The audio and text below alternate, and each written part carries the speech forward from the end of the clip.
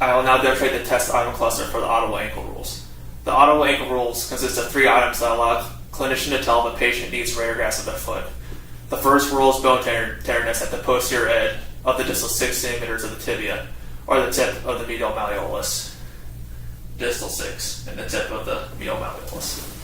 The second rule is bone tenderness at the posterior edge of the distal 6 centimeters of the fibula, or the tip of the lateral malleolus. Distal 6 and the tip. The third rule is that the patient is unable to bear weight immediately after injury or for 4 steps in the emergency department. I'll now verbalize the test item cluster for a patient that will respond to spinal stabilization exercises. This consists of 4 items. The first item is age less than 40 years. The second item is a positive prone instability test. I'll now demonstrate the prone instability test. With the patient's feet on the floor laying across the table, do PA glides until I find the segment that reduces the patient's symptoms. Then I'll have the patient lift their legs off the floor, do PA glides at the same spot, and the test is positive if the patient's symptoms are decreased when the legs are off the floor. The third item is presence of aberrant movements with motion testing. The fourth and final item is a straight leg raise greater than 91 degrees. I will now demonstrate the straight leg raise. There we go. All right there. All right. And then I'll take my goni and measure hip flexion.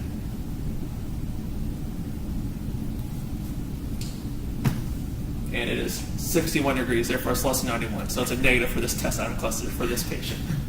I'll now verbalize the test item cluster for a patient who responds to spinal manipulations with low back pain. It consists of 5 items. The first item is that the duration of the patient's symptoms is less than 16 days. The second item is that there are no symptoms distal to the knee. The third item is that there is lumbar hypomobility. The fourth item is that at least one hip is greater than 35 degrees of internal rotation.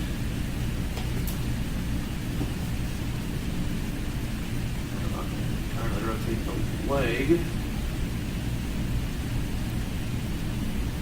And he had 36 degrees. The fifth and final item is a FAB-Q score of less than 19. I'll now demonstrate the anterior drawer test, which assesses for ACL laxity of the knee. That patient, 80 to 90 degrees of knee flexion. Test is positive if there's greater than 5 millimeters of anterior translation of the tibia on the femur. I will now demonstrate the Fesley test, which assesses for meniscal pathology of the knee. And we'll have the patient get a 5 degrees of knee flexion, then internally and externally rotate 3 times. 1, 2, and 3. And now I'll have the patient get a 20 degrees of knee flexion. There we go. And rotate 3 more times. The test is positive if there's pain, locking, or catching of the knee. I will now demonstrate the lower limb tension test with a sciatic nerve bias. So perform a straight leg raise so I get to the end of the patient range of motion.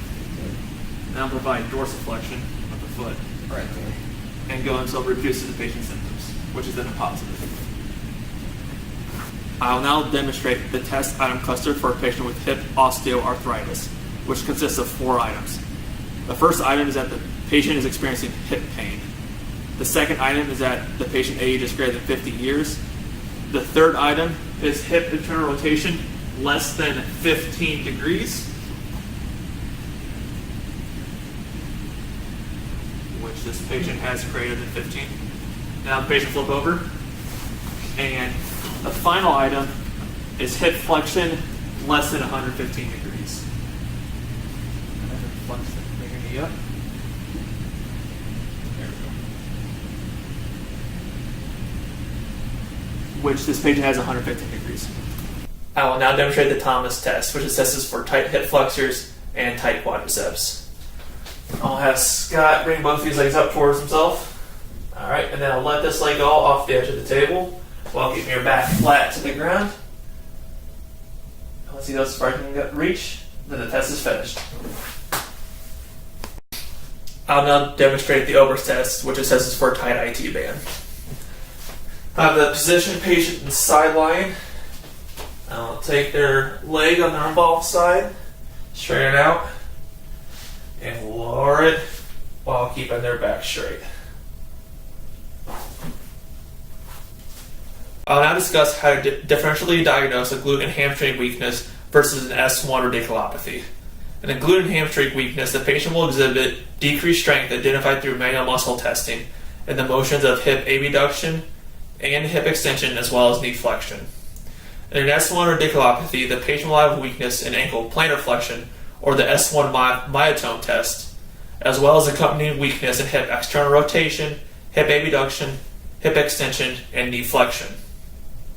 The patient can also experience decreased sensation in the S1 dermatome, which accompanies the lateral foot and lateral calf, as well as decreased sensation in the posterior lateral lower extremity on the affected side. Finally, the patient will also have a decreased or inhibited S1 or ankle jerk reflex.